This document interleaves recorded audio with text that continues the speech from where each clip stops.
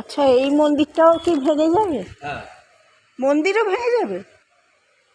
তারপর এই মন্দির যাবে কোথায়? এত বছরের মন্দির ভেঙে যাবে? এত ভালো। বন্ধুরা, এই দেখো মন্দির, খুব জাগ্রত ঠাকুরিনী। আমি প্রায় সময় কাটাই এখানে।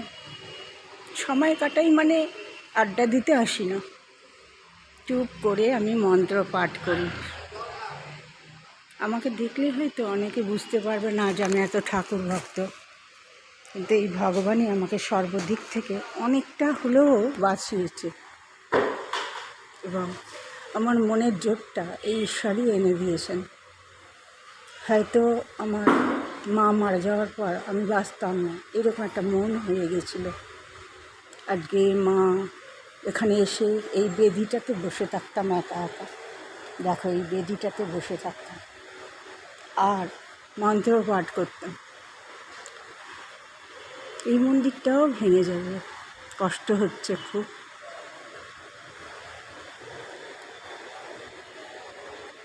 পরের জায়গা নিয়ে, এই জন্য পরের জায়গায় কিচ্ছু করতে নেই।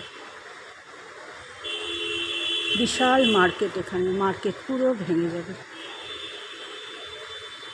সবাই বলছে আমরা কোথায় যাব, শুনতেও ইচ্ছা করছে না, কারণ আমার মনটা খুব দয়ালু। কষ্ট হচ্ছে ওদের কথা শুনে।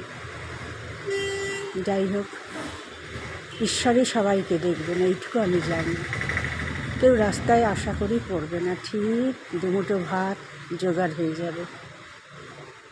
এবার রাখছি।